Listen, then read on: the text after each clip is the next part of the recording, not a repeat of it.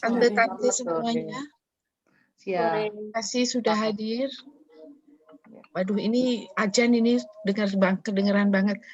Pokoknya kita mulai ya. Ya. Maaf kalau misalnya persiapannya benar-benar tidak ada lagu karena memang tidak sempat. Saya minta maaf. Kita mulai aja dengan doa pembukaan.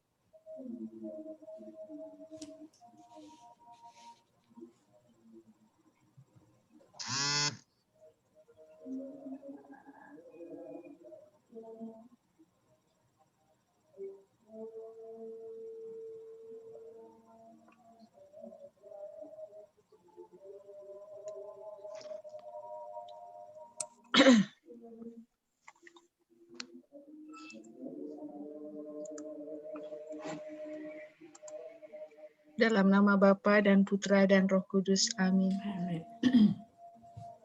Ya Roh Kudus, kami berhimpun di hadapan-Mu.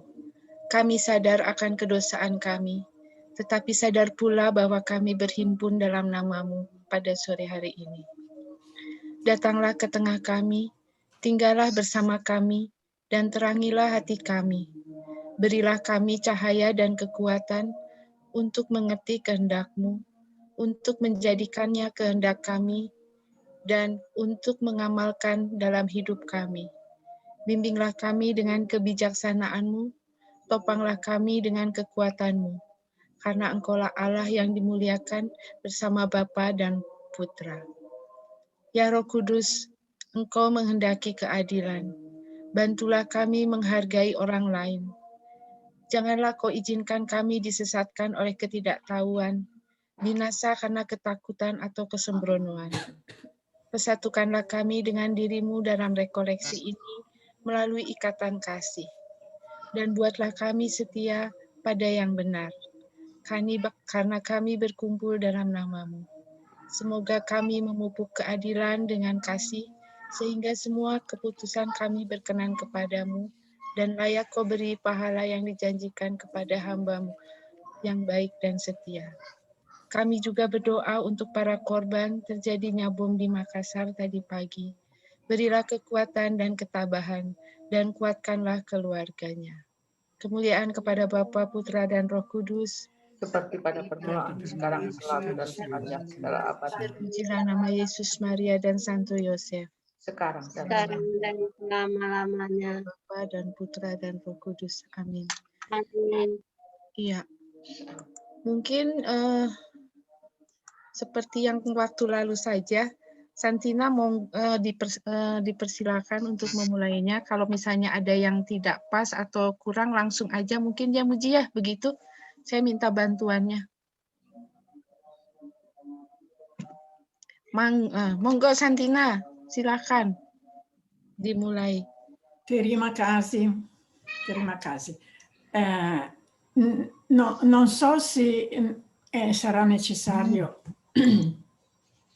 fare qualche piccola traduzione per Antonia, perché i fogli li abbiamo, però vedete voi. Prima di tutto volevo ringraziare a Susi e a Muji per aver preparato questo PowerPoint molto bello, che io non so prepararlo, non so fare. E quindi ringrazio ciascuna di loro. Poi il tema, prima il metodo facciamo come l'altra volta, passiamo lo slide e ciascuna di voi legge e io commento un po'. Non voglio aggiungere molto perché mi sembra che il testo, il contenuto sia abbastanza forte. E una piccola cosa per tenere presente per le prossime volte, se avete bisogno. In Italia oggi cambia l'ora, quindi è un'ora in più. Al posto delle 9, qui in Italia sono le 10. Adesso? Adesso sì, cambia. A voi non cambia niente, cambia a noi che dormiamo un'ora meno. Quindi io sonno. Ah, sì. Capito? Qui adesso sono le 10:20. non le 9. Ok. Possiamo... Okay. Ah, che bello. Schema italiano. Quindi il tema che oggi vediamo è la formazione. Devo dire che io quest'anno ho 80 anni, però sono ancora in formazione. Quindi sono contenta di riflettere su questo tema con voi, che siete un po' quelle che ho accompagnato di più. Quindi voi siete anche la formazione, un frutto della formazione. E questo tema si può riflettere, è molto vasto, si può riflettere da tanti punti di vista. Io ho scelto solo questi 3, che praticamente sono 3 aspetti: la formazione umana, la formazione nella Bibbia e nella compagnia missionaria. Sono i 3 aspetti che rifletto insieme a voi, ciascuna guarda il suo cammino, e sono adatti a noi che siamo consacrate nella compagnia missionaria. Non è che io affronti tutto il tema della formazione, che poi formazione e anche educazione più o meno camminano sulle stesse linee, che voi in fatto di educazione avete più esperienza di me, con la scuola, con l'ambiente che vivete. Avanti. Ya mungkin Susi kalau mau dibantu terjemahkan dulu sedikit, nanti kalau itu aku bantu.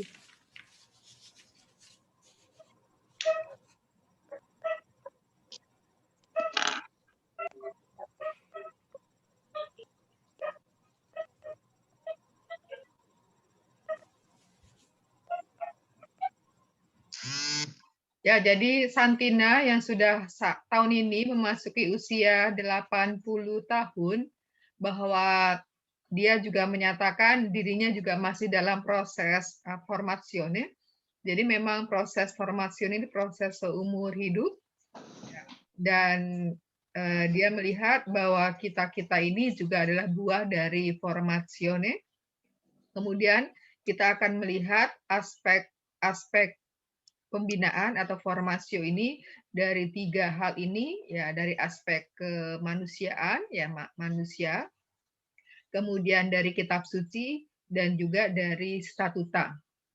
Hanya di Indonesianya ini statutanya aku salah menulis nih, kurang satu.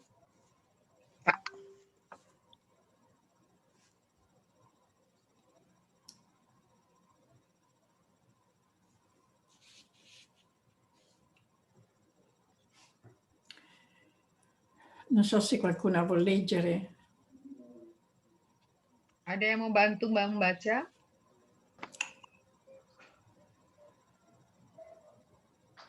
Apakah pembinaan? Untuk menjawab ini, mari saudara-saudariku terkasih, kita ingat-ingat lagi tentang perjalanan kehidupan pribadi kita. Pada peristiwa-peristiwa yang pertama membahagiakan, yang kedua menyedihkan. Setelah kita mendaki bukit, maka terlihat jelas bahwa masih banyak lagi bukit yang harus didaki. Karena itu, saya hanya dapat beristirahat sejenak, dan saya khawatir jangan menunda, karena perjalanan panjang saya belum berakhir. Nelson Mandela, Nobel Hadiah untuk Perdamaian. Jalan yang harus dimulai dari diri sendiri, dari kehidupan kita. Ingat, ketika memberi, menerima, atau bentuk yang lain, dan lain-lain.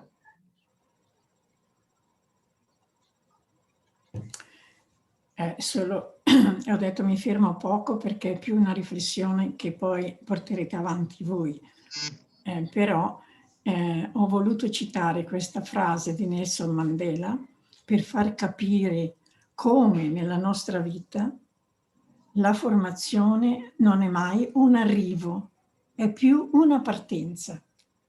Sempre ripartire e non arriviamo, la vita deve essere, come dire, vissuta con passione, Se noi abbiamo passione della mia vita, prima ancora di pensare alla compagnia missionaria, se io ho passione della mia vita, devo viverla con passione. Devo viverla con fiducia, devo viverla con speranza. E quindi questi aspetti devono sempre essere in movimento, in cammino. Ya, jadi mengutip pernyataan dari Nelson Mandela yang mau mengungkapkan bahwa proses formasi itu tidak bicara pada tujuan, tetapi bahwa formasi itu adalah menjadi titik berangkat, ya, titik awal. Avanti.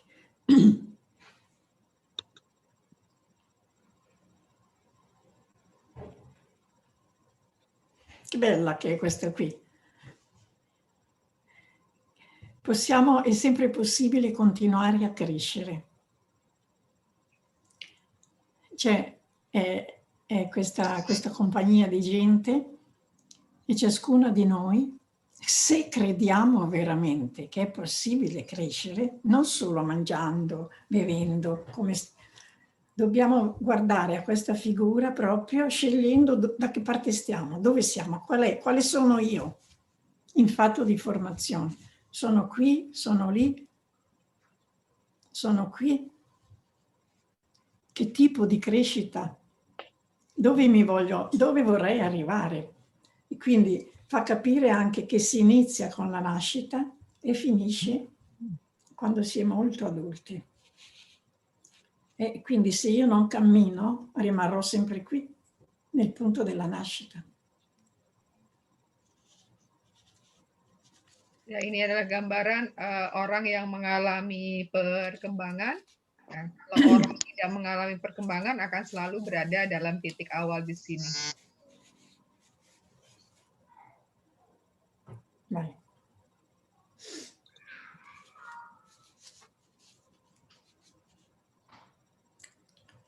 Avanti.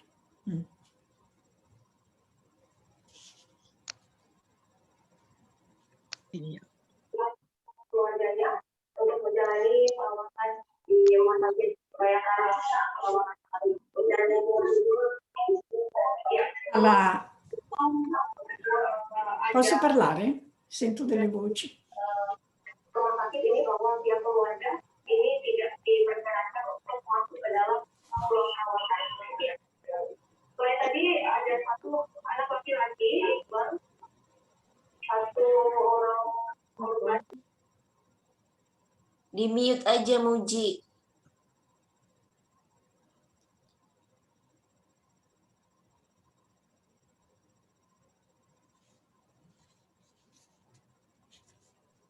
Santina, puoi parlare? Questo qui è già stato letto, vero? Sì. No, non ancora. Perché io sentivo delle voci che non riuscivo a capire bene. Sì, quella da Ibu Surtina. Ho capito. E quindi adesso praticamente io ho detto il tema della formazione grande. Io ho preso solo 3 aspetti. La parte, diciamo, più semplice, umana, che vediamo, Arti Bertebumbu. L'altra, un confronto con la Bibbia, un confronto con la compagnia missionaria. Quindi incominciamo col crescere. Se si leggi questa parte. Ya, yang mau membaca silakan. Arti bertumbuh. Tadi saya kenapa?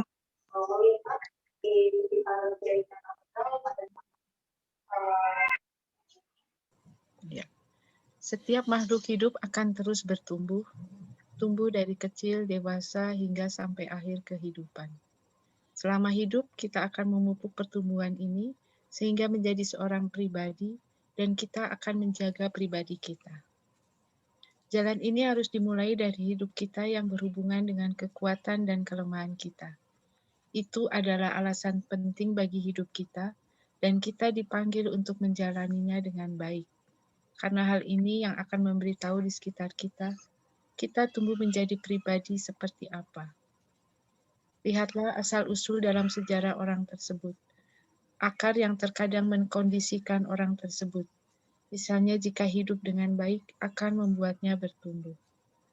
Mengenal satu sama lain, pekerjaan yang dilakukan, menerima diri sendiri yang berguna, sehingga kita mengetahui kelebihan. Mengingat bagaimana saya dibuat, dengan bakat yang saya miliki, bagaimana saya dapat membuat mereka menghasilkan buah dengan cara terbaik. Mengubah atau melatih cara berpikir ini menjadi lebih baik. Jangan berpikir Anda sempurna, tetapi melatih sempurna, yang artinya saya bisa meningkat. Selalu merasa dalam perjalanan ke arah kesempurnaan, keterbukaan, kepercayaan, berbagi, dan siap sedia. Jangan hanya melakukan hal-hal yang kita inginkan, tetapi lakukan dengan keautentikan dan penuh ketulusan.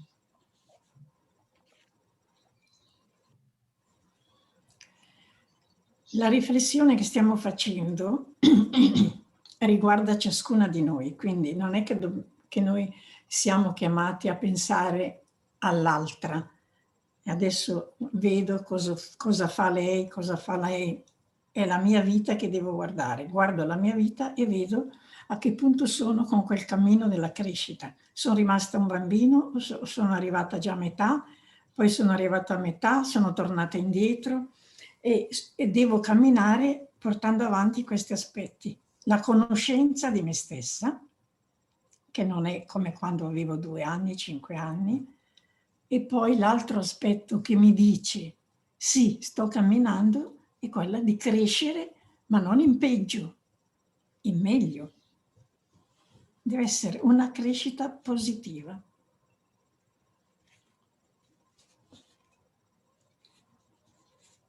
Ya, jadi bicara tentang perkembangan dalam proses formatio adalah pertama-tama kita diajak untuk melihat ke dalam diri kita, ke dalam hidup kita. Bukan pertama-tama melihat hidup orang lain. Nah, kita melihat apakah kita mengalami perkembangan, apakah kita mandek. Nah, perkembangannya diharapkan adalah perkembangan yang ke arah positif, berarti perkembangan ke arah yang baik, bukan arah yang buruk. In questi aspetti che ho trascritto, ho scritto lì, imparare a conoscere, cambiare in meglio, apertura, disponibilità, sono tutti elementi che io devo far crescere. Certo, avrò gli aiuti fuori, però sono io che prima di tutto devo crederci e poi devo muovermi, devo cambiare un attimino, perché se mi piace però non cambio, non sto crescendo, rimarrò sempre quella bambina che sono nata, oppure avrò un passo avanti e 2 indietro. E tutto questo deve essere fatto con queste ultime 2 parole che abbiamo letto, autenticità e ketulusan. Non devo fare una cosa perché sono gli altri che me lo dicono. Devo essere io responsabile della mia crescita. Jadi dalam hal ini bahwa kita menjadi penanggung jawab dari perkembangan diri kita. Ketika kita melakukan sesuatu bukan karena orang lain yang mengatakan atau orang lain yang menghendaki kita melakukan sesuatu, tetapi itu memang muncul dari diri kita sendiri. Itu tadi berpatokan dengan 2 kata tadi, keautentikan dan juga ketulusan. Sehingga sikap keterbukaan segala macam itu adalah bahwa membantu kita atau mengarahkan kita untuk berkembang, ya, mencapai perubahan, bukan lalu stuck. Ya, saya lahir seperti seorang anak kecil dan tetap seperti anak kecil. Berarti kalau demikian bahwa dia tidak mengalami perkembangan. Puoi passare all'altra?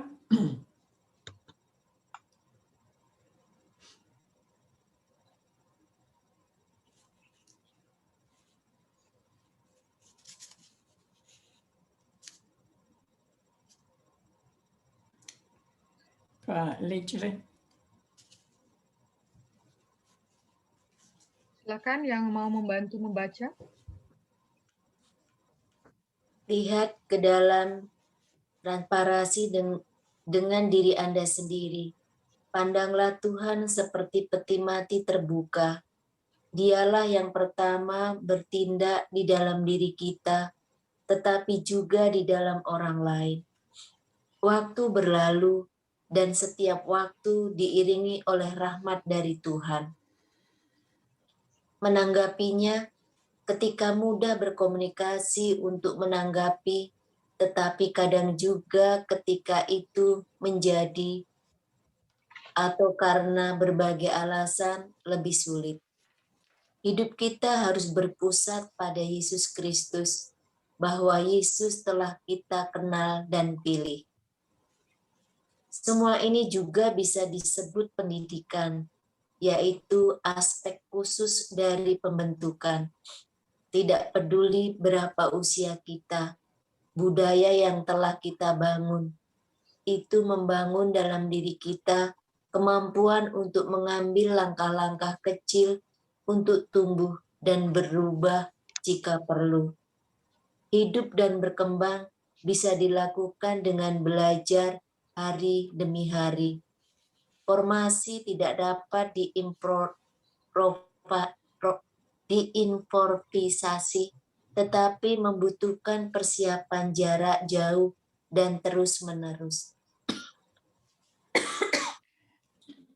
Questa ultima frase, cioè la formazione non si può improvvisare, è molto importante perché vuol dire anche, se guardo alla mia formazione, è un'attenzione che io devo avere sempre presente, tutti i giorni, tutti i momenti, non è una volta ogni tanto che io prendo in considerazione la formazione. È come la conversione. Posso andare piano, posso andare in fretta, però ce l'ho presente. Io credo che devo prepararmi, io credo che devo cambiare, io credo che devo dare qualcosa anche agli altri. È un processo, come diceva, non so se avete letto l'ultima enciclica che ha scritto il Papa Francesco, Fratelli Tutti, quando parla, lui parla a livello universale, però già il titolo Fratelli Tutti vuol dire che parla della fratellanza, e anche lui quasi come una formazione dice è un processo lento, è un processo difficile, però duraturo, cioè deve durare, non posso farla oggi e domani non lo faccio più, poi non lo faccio più, poi lo faccio, e questo avviene in una trasformazione di crescita, cioè tutto per una crescita, non è automatico, non è una cosa automatica che io do così, l'altro mi dà, no, è tutto un esercizio, un'educazione, ecco che ritorna ancora, se io non mi educo, se non mi fossi educata fino ad oggi, sarei rimasta quella persona di quando era nata. Tutto questo avviene già nella famiglia, dopo cresco, dopo c'è l'ambiente di lavoro, dopo ci sono io, però la collaborazione su queste, proprio perché non è automatica, è difficile il cambio, deve essere continuata, cioè devo avere anche una disponibilità a dare ma anche a cambiare, perché se nella formazione non vedo un cambiamento vuol dire che non si va avanti. Non si va avanti.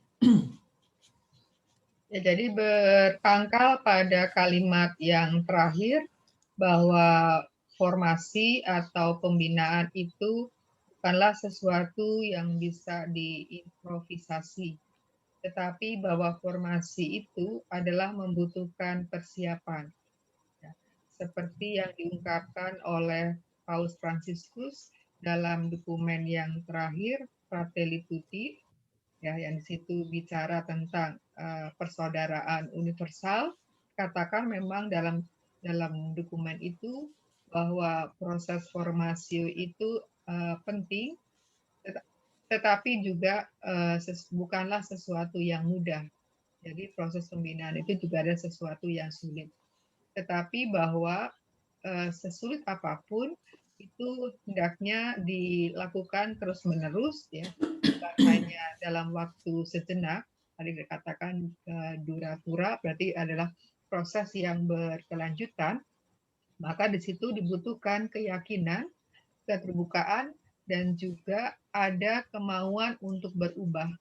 Jadi ketika berbicara tentang pembinaan, tetapi dalam diri orang itu tidak ada keinginan untuk memberi, tidak ada keinginan untuk berubah, ya rasanya akan sulit orang untuk mengalami pertumbuhan atau mengalami perkembangan.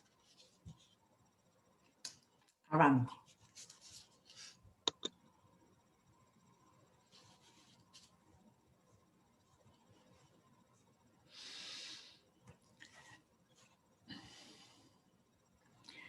Perseveranza e fedeltà. E un po' l'abbiamo già visto, che devono essere due aspetti che io devo tenere davanti nella mia formazione. E stiamo parlando ancora di formazione della persona, formazione umana. Non siamo ancora entrati nella formazione della compagnia missionaria. Questo è per la mia persona, per la mia vita personale, nell'ambiente in cui mi trovo. Quindi formazione, capita l'importanza, devo perseverare, devo essere fedele. E come dicevo prima, non devo farlo per farmi vedere dagli altri, no, sono io che credo nella mia persona. E ripeto, con piccoli passi, nei momenti facili e nei momenti difficili, però io vado avanti, credo in questa mia crescita, altrimenti non mi trovo più, neanche a livello di lavoro, neanche a livello di mondo. Mi trovo una persona che sta vivendo, che vuol vivere da adulta, ma non ce la fa. Perché? Perché non ha camminato fin dall'inizio su questi aspetti, su questa presenza di essere veramente la mia identità è questa e ci credo. Ed è importante anche questo passo che è stato messo, che Padre Brena, parlando in assemblea, la nostra ultima assemblea, parlando di formazione, che poi è stata messa anche nella lettera programmatica, dove dice che la formazione non sono solo le letture, i corsi, l'aggiornamento, ma prima di tutto parte dalla vita, dall'ambiente dove sono, dalla vita della mia famiglia. È lì che io faccio vedere quella che sono. Quindi ogni piccolo aspetto che io vedo, devo raccoglierlo e vedere se ha del bene o non ha del bene, produce il bene o non lo produce. E lì faccio la mia scelta.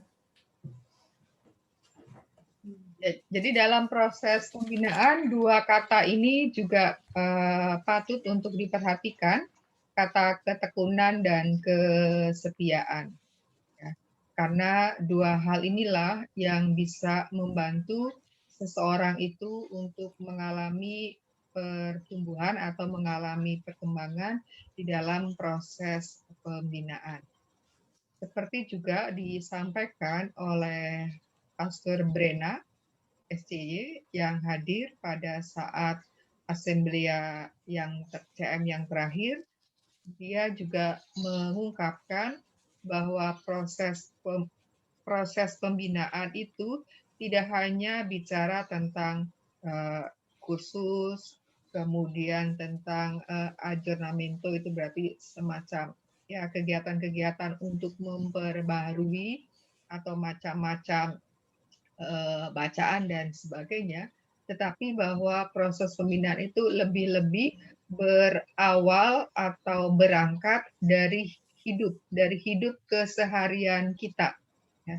Bagaimana hidup keseharian kita itu, kemudian juga bagaimana kita menghayati. Jadi kita menghayati hidup kita itu apakah menghasilkan buah, ya, dan apakah buah yang dihasilkan itu buah yang baik ataukah buah yang tidak baik. Jadi bicara tentang proses pembinaan, itu tadi dilakukan dengan penuh ketekunan dan kesetiaan, dan juga berpangkal dari hidup kita, hidup keseharian kita. Bukan pertama-tama bicara tentang tadi itu aneka macam bentuk kegiatan, kursus, kemudian ajurnamento, kemudian buku dan sebagainya. Avanti.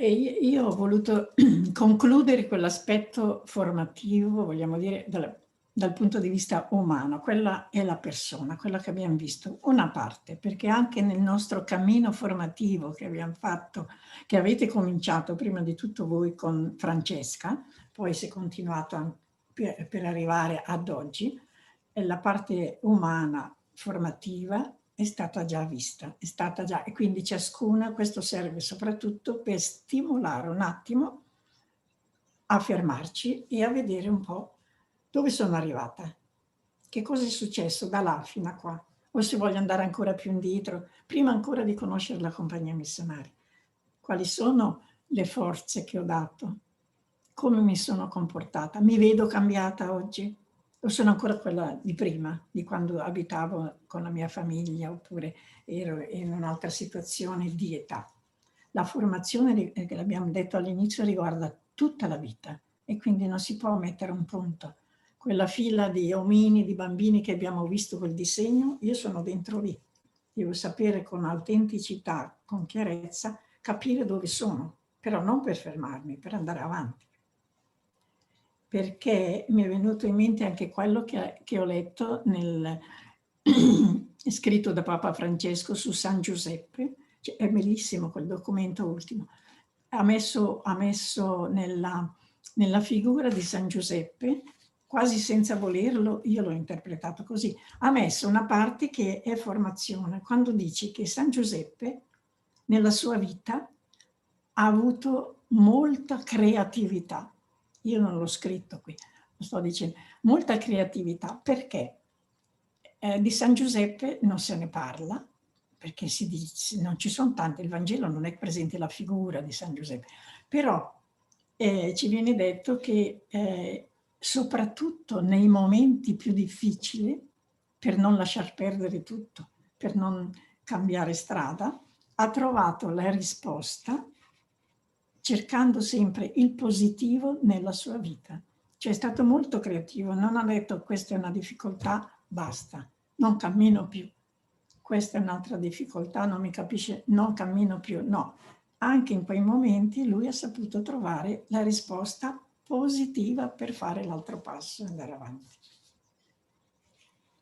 Ya, untuk mengakhiri bagian yang pertama, pembinaan dilihat dari segi humanisme, bahwa kita juga bisa melihat ya dari awal pembinaan dulu yang dilakukan bersama dengan Francesca sampai saat ini, ya apa perkembangan yang kita sudah capai, ya itu bisa kita melihat. Kemudian Santina mengutip juga dari dokumen Paus Fransiskus untuk tahun Santo Yosef. Lalu Santina menginterpretasikan sendiri bahwa Santo Yosef yang memang sangat sedikit diceritakan dalam kitab suci, tapi Santina melihat bahwa Santo Yosef ini seorang figur yang penuh kreativitas, ya, walaupun tidak diungkapkan dalam kitab suci. Bagaimana kreativitas itu terlihat ketika menghadapi kesulitan-kesulitan, ia bisa melakukan sesuatu. Nah, itu bagaimana dengan kita? Apakah kita juga memiliki kreativitas itu ketika kita berhadapan dengan kesulitan-kesulitan? Adesso appunto, dopo questa introduzione, vediamo un po' la nostra figura come viene indirizzata dalla Bibbia. Passa con questo.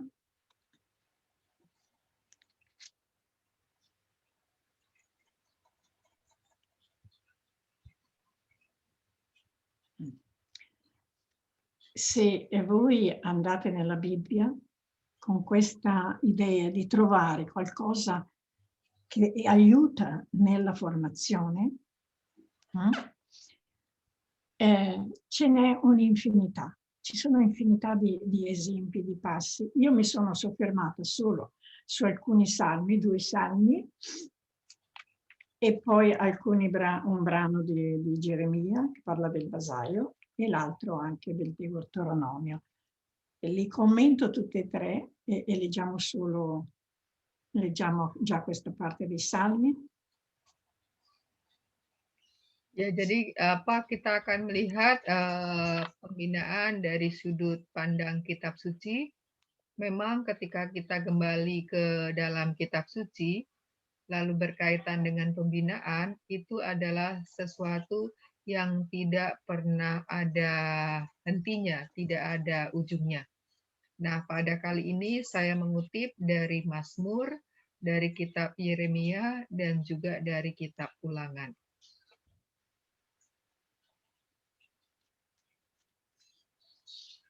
Leggiamo questa parte?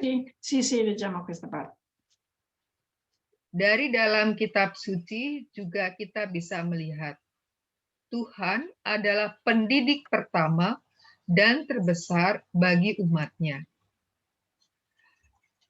Didapatinya dia di suatu negeri, di padang gurun, di tengah-tengah ketandusan dan auman padang belantara. Dikelilinginya dia dan diawasinya, dijaganya sebagai biji matanya.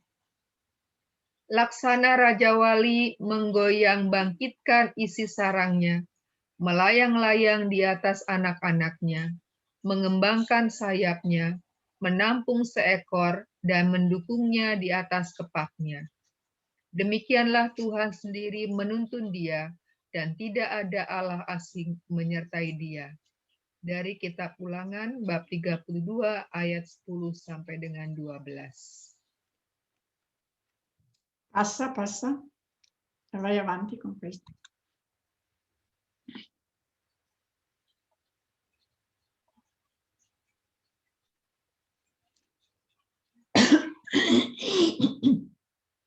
Ecco, là era un brano appunto del Deuteronomio.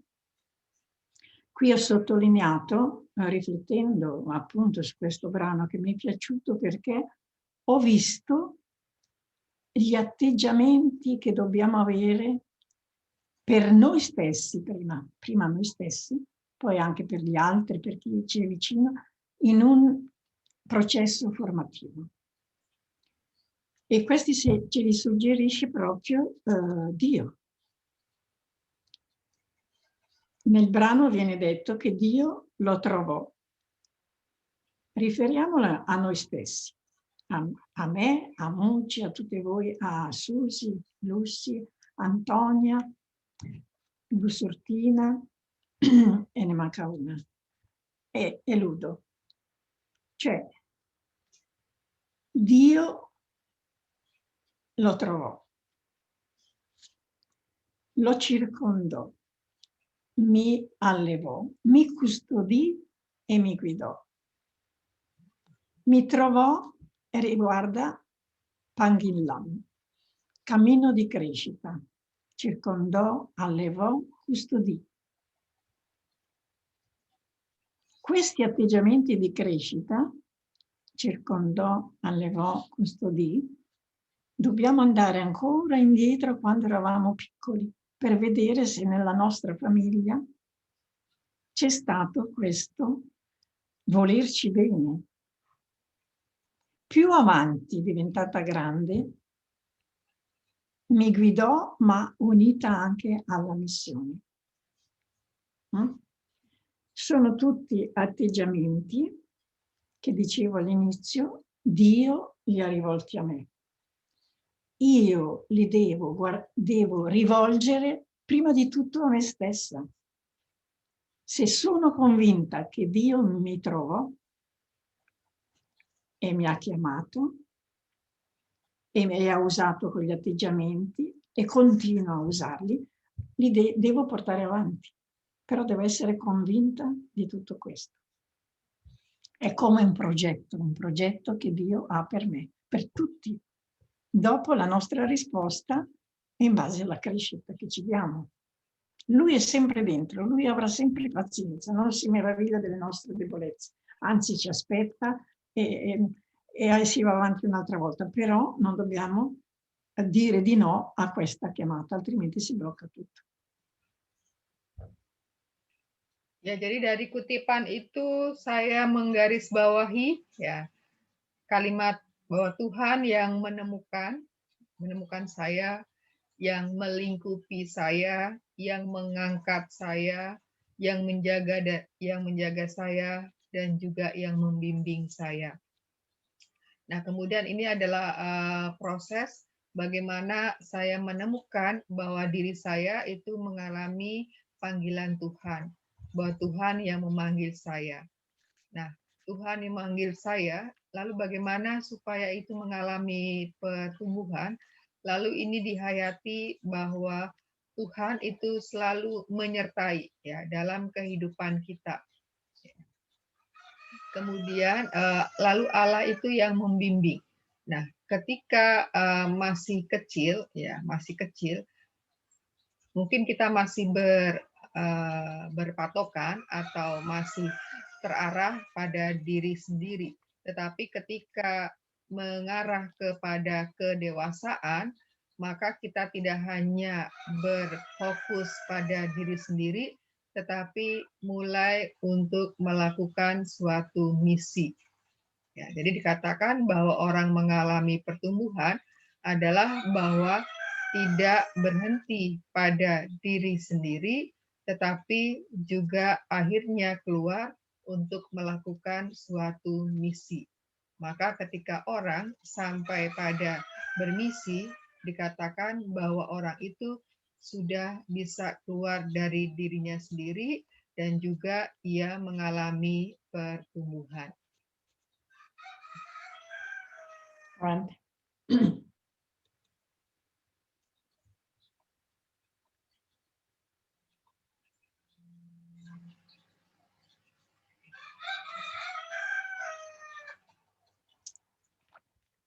Legia, Sì, legge, Renciana. Siapa yang mau membaca, silakan.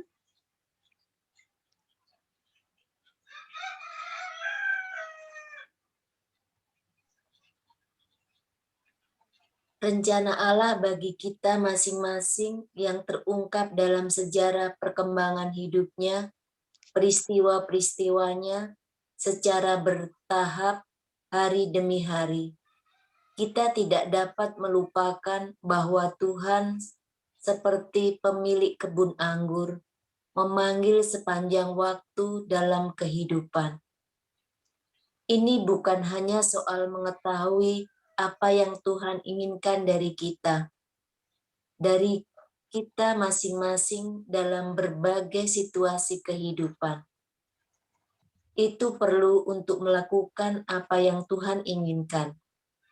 Demikianlah perkataan Maria mengingatkan kita, apa yang dikatakan kepadamu, buatlah itu.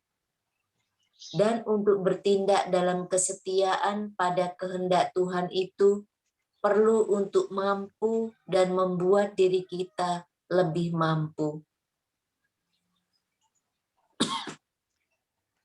Qui praticamente sottolinea due aspetti che sono molto semplici. Renciana Allah, il progetto è di Dio, io sono il progetto di Dio, e l'altro è l'atteggiamento di Maria, la disponibilità. Se io credo al progetto, se io credo a questo progetto per me che è diverso dall'altra, devo dire di sì, come Maria. Basta. Ya, kayaknya kalau bagian ini kayaknya jelas bahwa panggilan kita itu juga masuk dalam proyek Allah ya, rencana Allah. Avanti.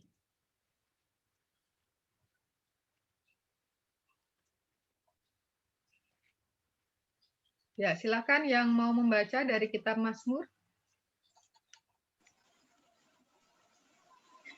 Mazmur 119:73. Tanganmu telah menjadikan aku dan membentuk aku.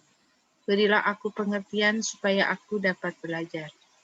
Mazmur 139. Tuhan, Engkau menyelidiki dan mengenal aku. Engkau mengetahui kalau aku duduk atau berdiri. Engkau mengerti pikiranku dari jauh. Engkau memeriksa aku kalau aku berjalan dan berbaring, segala jalanku Kau maklumi. Sebab Engkaulah yang membentuk buah pinggangku, menenun aku dalam kandungan ibuku.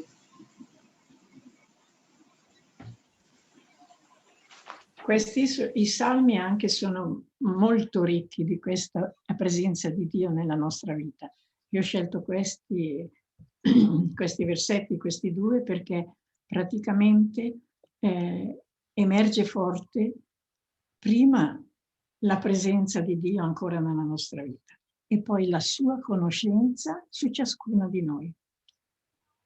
Cioè lui sa già, è stato lui che ha inventato il progetto, quindi già ci conosce, già sa come risponderemo e già sa che nei nostri limiti alle volte noi cadremo, però è sempre lì, perché lui ci conosce, non ci deve essere la meraviglia di quello che combiniamo.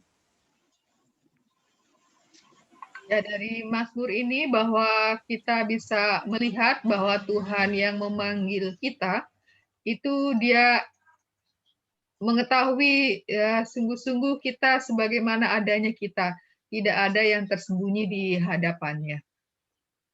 Ya, ini kan Mazmur kesukaan ya Antonia ya.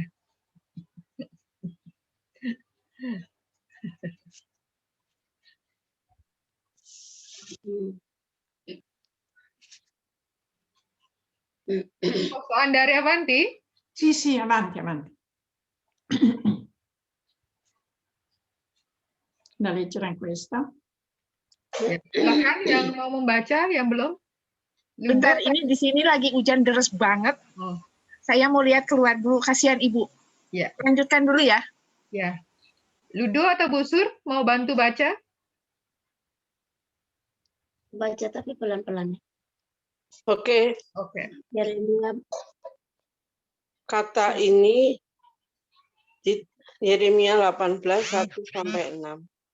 Kata ini ditujukan oleh Tuhan kepada Yeremia. Firman yang datang dari Tuhan kepada Yeremia bunyinya, "Pergilah dengan segera ke rumah tukang periuk. Di sana aku akan memperdengarkan perkataan-perkataanku kepadamu. Lalu pergilah aku ke rumah tukang periuk, dan kebetulan ia sedang bekerja dengan pelarikan. Apabila bejana yang sedang dibuatnya dari tanah liat di tangannya itu rusak, maka tukang periuk itu mengerjakannya kembali menjadi bejana lain menurut apa yang baik pada pemandangannya. Kemudian datanglah firman Tuhan kepadaku, bunyinya, masakan aku tidak dapat bertindak kepada kamu seperti tukang periuk ini, hai kaum Israel. Demikianlah firman Tuhan. Sungguh, seperti tanah liat di tangan tukang periuk, demikianlah kamu di tanganku, hai kaum Israel. E avanti. Avanti, sì. Avanti, oke. Ada terusannya. Tuhan ingin menggunakan hidup kita untuk itu. Kita harus melalui proses mencontoh. Seperti yang dilakukan pembuat tembikar dengan tanah liat. Tuhan akan membentuk kita menjadi wadah kehormatan yang bisa Dia gunakan untuk memberkati orang lain. Terkadang aku sulit untuk tetap stabil selama proses ini, tetapi Tuhan akan mendukung kita sampai pekerjaannya selesai di dalam kita. Masing-masing dari kita dipanggil untuk bekerja sama dengan pembuat tembikar. Kita tidak hanya tanah liat, tetapi juga pembantu dari pembuat tembikar, kolaborator rahmatnya. Di tempat membuat tembikar, kita dapat mengenali 3 protagonis. Avanti? Sì.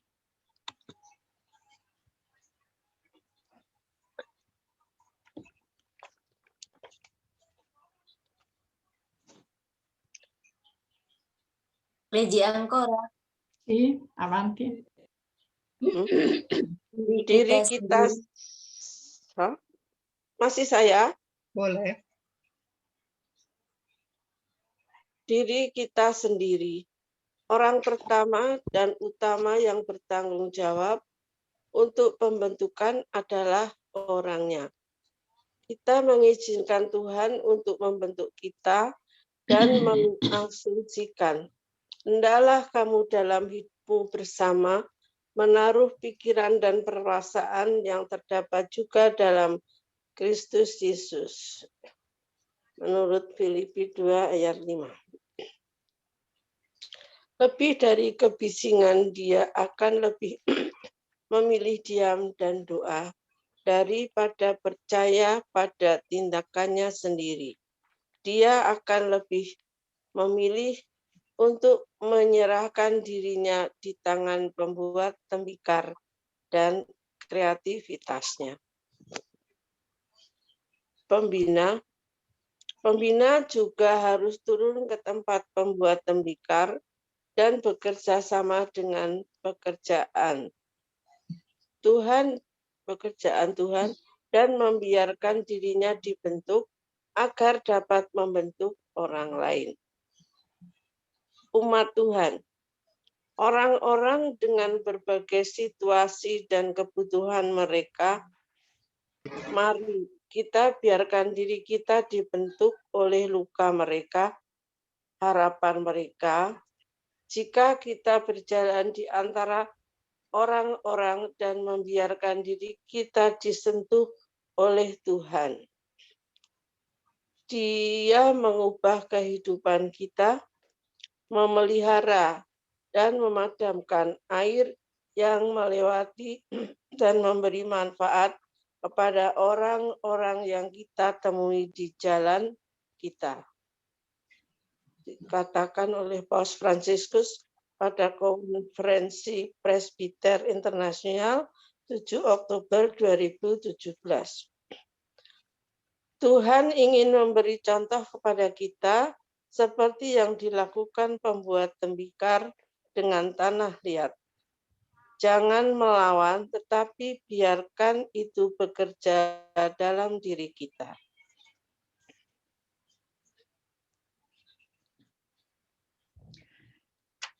Questa praticamente è la nostra riflessione di formazione riguardo a quanto ci viene detto nella Bibbia, incominciando da dove abbiamo visto la presenza di Dio e terminiamo questa parte al confronto con la Bibbia e a confronto con questo testo di Geremia ben concreto. Lui viene ancora detto a noi, che ormai abbiamo fatto una scelta di vita, lui è quello che ci sta plasmando nella formazione. Noi siamo quei vasi di argilla, tanto fragili, che alle volte non riesce neanche a metterli insieme e ci guastiamo, ma lui riprende di nuovo, ci riprende di nuovo, ci forma di nuovo, perché vuole che andiamo avanti e noi siamo, come dire, ci stiamo a cuore, allora ci vuole bene, quindi ritorna di nuovo a prendere tutti le nostre debolezze, le nostre malcomportamenti, eccetera, per rimetterli insieme, per purificarli e farci andare avanti. Quindi è anche un insegnamento per dire noi siamo dentro tutti in quella sala del vasaio, tutti siamo dei vasi, però fragili anche, no? Ma noi, pur essendoci lui, noi siamo la persona più importante, responsabile della nostra formazione. Qui viene messo proprio i protagonisti, noi siamo il primo e principale responsabile della nostra formazione. Non dobbiamo dare la colpa agli altri se siamo così, non dobbiamo pensare che non ce la facciamo, ma se c'è l'interesse continuiamo. E quindi diri kita sendiri. C'è anche la persona che, o le persone che ci danno l'esempio, che ci aiutano, e anche loro sono fatti della stessa pasta di argilla. Quindi anche il formatore o chi è responsabile di qualcosa, anche nel fatto del lavoro, deve collaborare con questa opera di Dio. Il tema principale di questo che dice Geremia è la collaborazione. Se uno non vuole, è tutto tempo sprecato, deve collaborare. In più c'è anche l'altro aspetto, Omat Toan, che diventa, per ciascuno di noi, l'ambiente dove siamo diventa formativo.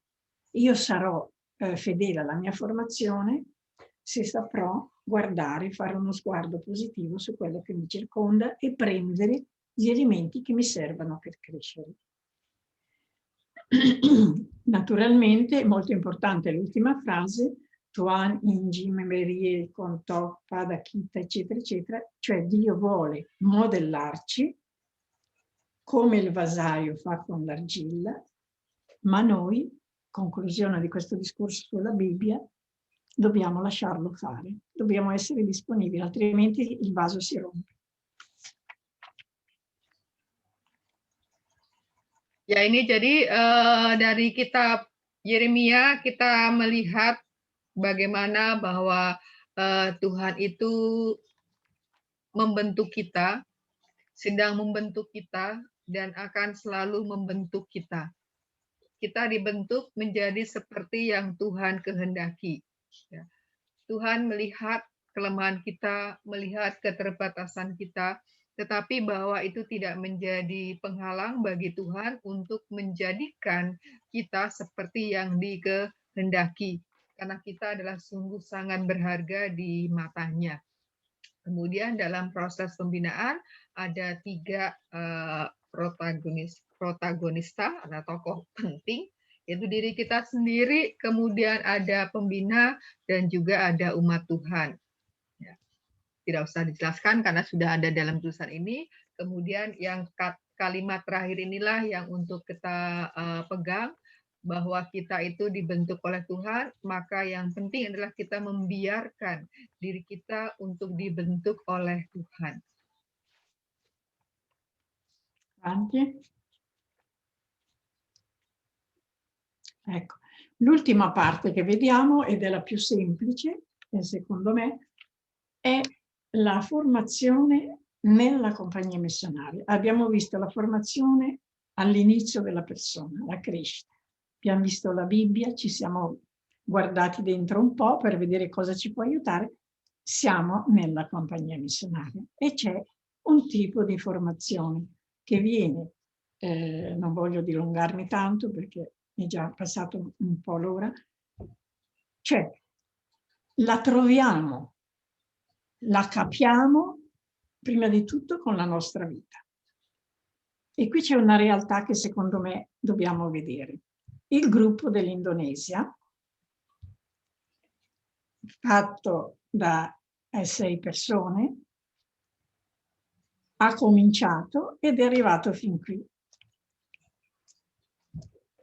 In un cammino formativo, prima di tutto, che ciascuna ha fatto con la sua ricchezza, ciascuna ha fatto con la sua risposta. Non è che noi dobbiamo dire 1, 2, 3, tutti hanno camminato e io penso che sia un po' il frutto di tutti questi anni di fatica per voi, per me, per tutti, ma anche di condivisione, di bellezza. Quindi la formazione nella compagnia missionaria è un problema che sta molto a cuore.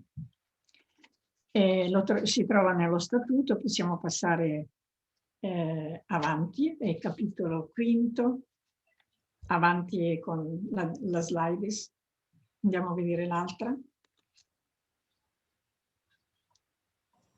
No, forse è già lì. No, scusa, vai ancora nell'altra. Ecco, sì. No, no, indietro di là, al contrario. Dove parla di... Ecco, sì. E quindi... Dov'è il libro della storia? Poco più su? Questo è il libro della storia. Ah, eccolo qui, sì. Quindi stavo dicendo, la formazione riguardo nella compagnia missionaria, come deve essere fatta, come si è svolta, si trova nello statuto. Io ho citato solo alcuni numeri dove parlano formazione, eccetera. Nei primi tempi della compagnia missionaria, adesso leggiamo questa parte qua, così capiamo meglio, quando è cominciata la compagnia missionaria, non c'era qualcuno come quando avete cominciato voi, se non saltava fuori, se non Francesca non veniva, chi poteva fare la formazione di voi nella compagnia missionaria se non conosceva la compagnia missionaria? Ancora di più quando all'inizio è cominciata la compagnia missionaria, che c'era Padre Albino e c'erano alcune sorelle, ragazze, diciamo, che volevano fare, però chi dava la formazione in quel periodo era Padre Albino. E lì ha lasciato proprio un segno molto chiaro che si trova nel libro della storia e che chi l'ha vissuto l'ha capito. Per esempio, io ho avuto Padre Albino perché in quel periodo non c'era, ne era un'altra, dopo ha cominciato. Però l'importanza, diciamo, che lui ha dato fin dall'inizio ha caratterizzato questo tempo di inizio da un forte impegno formativo. Leggiamo che capiamo meglio che non contandolo io. Aria. Da prima o da questo? La prima lascia perché si trova nello statuto, sì. Oke. Silakan yang mau membaca bagian ini. Antonia?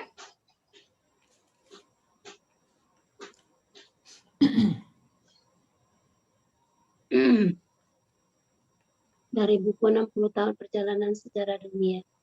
Hari-hari awal ditandai dengan komitmen formatif yang menonjol. Pastor Albino melakukan yang terbaik dengan semua kekuatan dan keterampilannya untuk memberikan formasi yang solid kepada pengikut pertama. Tetapi para pastor Dehonian lainnya juga memberikan kerjasama mereka baik melalui meditasi, konferensi, dan melalui kursus teologi yang tepat.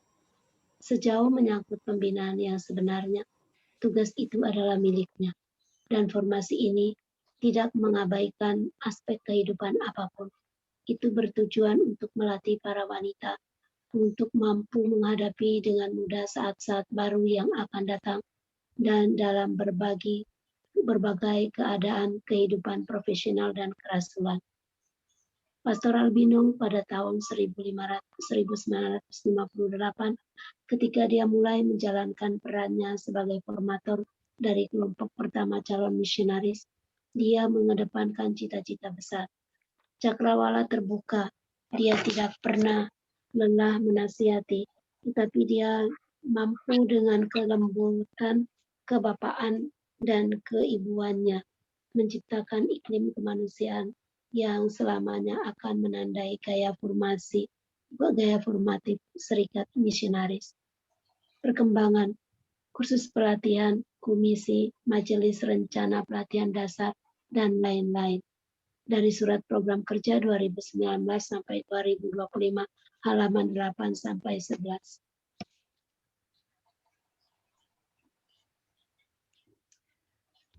Penso che sia chiaro questo aspetto della formazione riguardo a questi primi tempi che si è vissuto.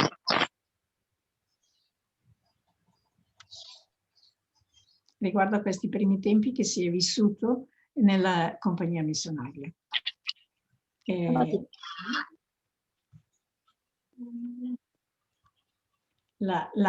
suo impegno. Il suo impegno appunto di padre Albino, che era l'unico che poteva trasmettere, era quello appunto, come dice qui, formare donne capaci di affrontare i tempi che ciascuna avrebbe vissuto. E io oggi posso dire anche che le prime sorelle, le prime nostre sorelle che hanno ascoltato, che hanno assunto proprio attraverso la disponibilità interiore questi elementi chiavi che avrebbero dovuto sostenere la formazione per i futuri che venivano, per le future aspiranti, le future ragazze che venivano. Quindi io penso che qui ciascuna di noi potrebbe fare e raccontare la sua esperienza personale di come sono andate le cose, tenendo conto anche che sì, erano importanti i contenuti che dava padre Albino, i contenuti che davano i padri deoniani per cercare di aiutare tutto. Però dobbiamo ammettere che c'è stato anche un mettere dentro ciascuna nella sua vita tutto quello che veniva insegnato. E se non c'era la disponibilità interiore, la compagnia missionaria non c'era oggi. Quindi anche guardando avanti, quanti gruppi sono sorti? Anche il vostro gruppo.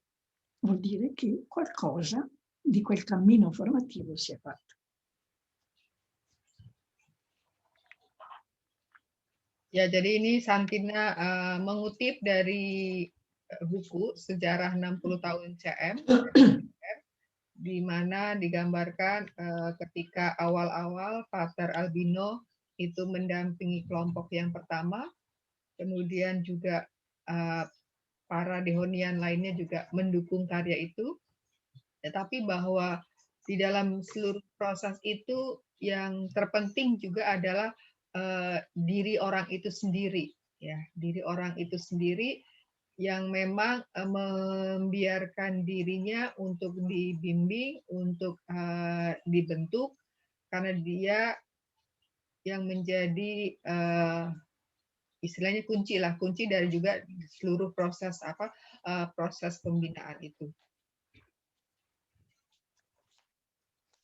Avanti.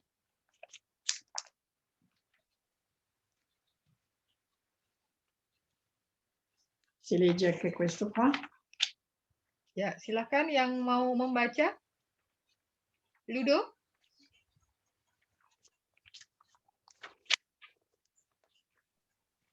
Ludo bisa baca?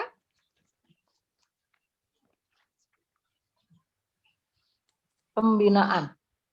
Institut sekular tidak akan dapat melaksanakan tugas yang begitu penting jika anggotanya tidak menerima pembinaan dalam hal ketuhanan dan manusia, sehingga benar-benar menjadi ragi di dunia yang ditakdirkan untuk memberi kekuatan dan peningkatan pada tubuh Kristus. Kita tahu bahwa formasi tidak dapat diimprovisasi, dan mengingat pentingnya, perlu untuk menempatkannya sebagai salah satu prioritas utama seksenium ini. Kami menganggap penting untuk berinvestasi di 4 bidang. Pelatihan dasar, terutama di Mozambik dan Guinea-Bissau, pembinaan berkelanjutan, kolaborasi formatif, dan pelatihan pembina. Avanti.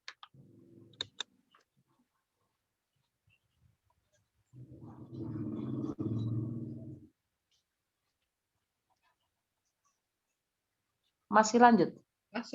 Masih. Langkah-langkah pembinaan. Pembinaan dasar. Tugas pembentukan sangat mendesak. Sebuah formasi yang benar-benar membentuk hati para remaja putri ke dalam hati Kristus agar memiliki perasaan yang sama. Lihat Filipi 2 ayat 5 atau Vita Consacrata 65:12. Statuta dan pedoman hidup dari nomor 28 sampai 31 dengan jelas mendefinisikan tujuan pembinaan dalam CM, yang tujuannya adalah untuk membantu anggota untuk mengenali Kristus, untuk membawa hati Yesus di dalam hatinya dan untuk merasakan hal yang sama, sikap perasaan. B. Pembinaan berkelanjutan. Kita dipanggil untuk menciptakan iklim pembinaan berkelanjutan yang membantu kita untuk hidup dan menyaksikan indahnya konsekrasi, untuk menciptakan hubungan persaudaraan yang merupakan ungkapan cinta yang hidup. Lihat bagaimana mereka saling mencintai. Ok, e qui io avrei finito di presentare un po' alcuni aspetti sulla formazione, come ho detto, la parte umana, la parte nella Bibbia, nella compagnia missionaria. Il discorso è molto grande, dipende da dove si vuole partire. Questa ultima parte che abbiamo visto adesso, Langat in Binaan, l'ho presa dalla lettera programmatica di questo nuovo consiglio che è entrato con l'Assemblea, e dove appunto si sottolinea l'aspetto della formazione, quanto stia a cuore questo aspetto della formazione. Quindi è un ritorno quasi all'inizio. E ci viene chiesto proprio a livello personale, io lascio alcune domande che ho messo per continuare voi la riflessione, poi passare all'altro.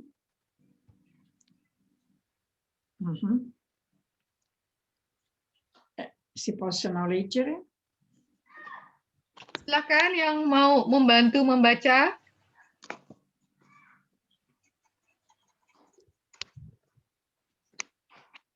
Mari kita coba kembali ke tahun-tahun sebelumnya, mulai dari kita, dari lingkungan tempat kita dibesarkan, dari kelompok, dari tarekat.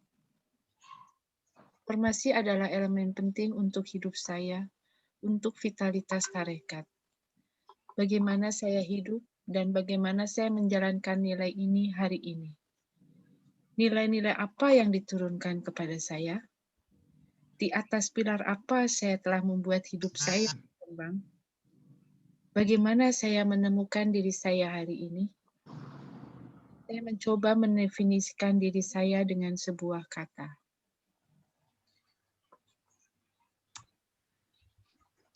Appunto, dicevo, queste domande ciascuna le prende e ci riflette a livello personale. Può essere una continuazione di quello che abbiamo voluto fare oggi e anche un rivedere un po' la nostra vita. Vuol dire anche tornare alle radici, perché siamo andati alle radici della famiglia, siamo andati alle radici della compagnia missionaria, siamo andati alla Bibbia, eccetera, no? E capire che ogni movimento che io ho fatto, che ogni passo che io ho dato, un gesto, un pensiero, oppure altre cose molto piccole, non sono mai piccole, perché portano in sé proprio questo aspetto positivo da coltivare e soprattutto trasmettere alle nuove generazioni che verranno dopo di noi. Cioè io devo aver chiaro quello che sono io per poter anche darlo agli altri. E mi pare che termina lì, sì, con la frase di Galeano. Gira.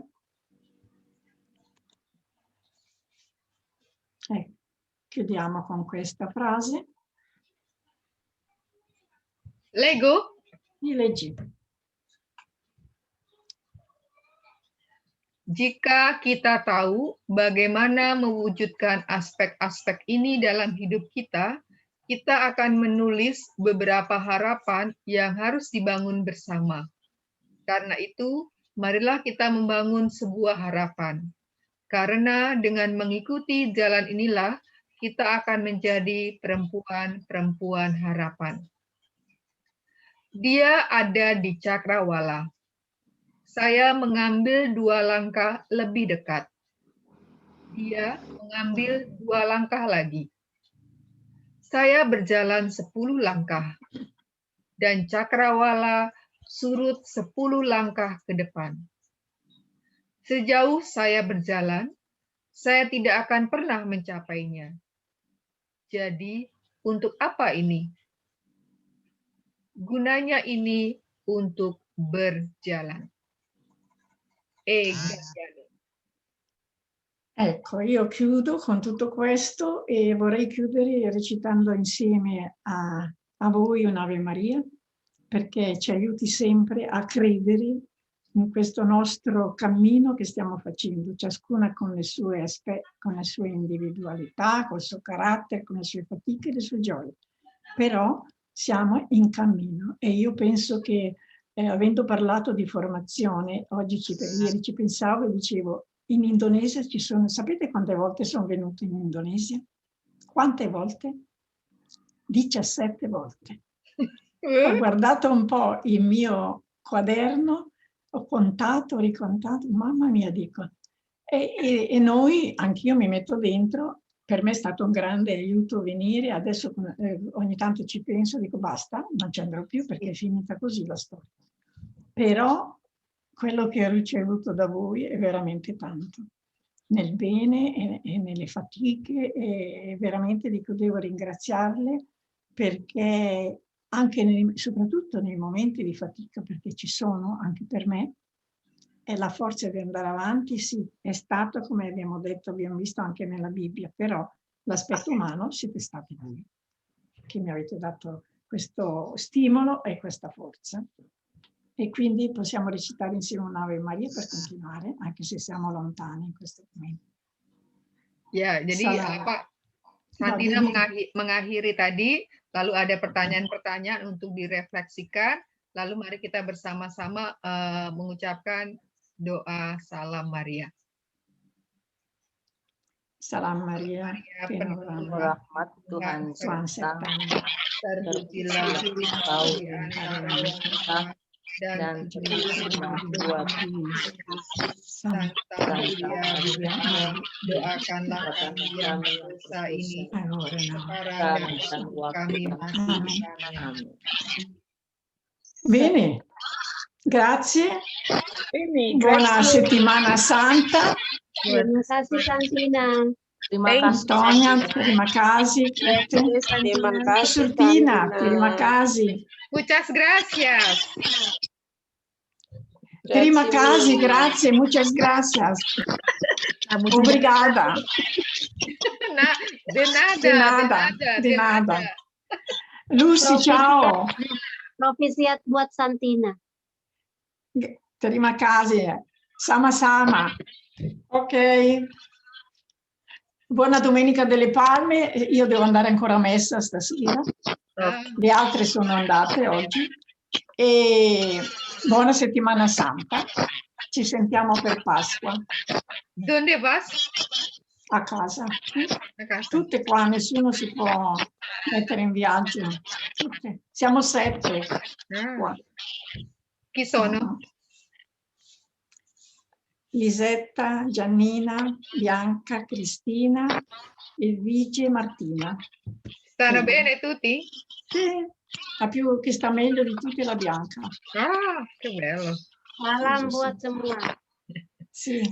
Cesarina come state? Sì, non si può andare. Prima si andava, ma c'era il vetro. Però lei non guarda più, non reagisce più. Però sta bene, fisicamente in carrozzina. Niente. Il nostro padre Ducci? Chi lo vede più? Si allontana adesso perché abbiamo visto il ritiro. Dove? Allo studentato c'era, 90 anni ha, più 91 mi pare. Bene, ciao allora, state bene. Quando possiamo stare insieme? Selamat. Hujan besar. Suci. Sama. Terima kasih. Terima kasih. Kita foto bersama dulu, Kita foto bersama ya. Oh, aku belum, nggak usah ya. Jangan. Apa? Aku harus. Ayo. Pak. 2, 3. Fatta. Bentar, foto. Sebentar. Kita lihat fotonya sudah baik atau belum. Ya. Oke. Kenapa lu sakit? Siapa? Itu. Oke, untuk bulan depan itu koordinatornya Lucy. Silakan kalau ada info-info yang mau disampaikan. Lucy, quando c'è il ritiro prossimo con padre Sapto? Aprile di Domenica Sponda. Dopo Pasqua? Ya. Sì. Sì. Auguri allora, state bene. Oke. Ciao. Oke, Santina. Ciao, Saluta anche la mamma, Susi, tua mamma, tutti i parenti. Ciao, Antonia, bene, abbracci. Ciao a tutti.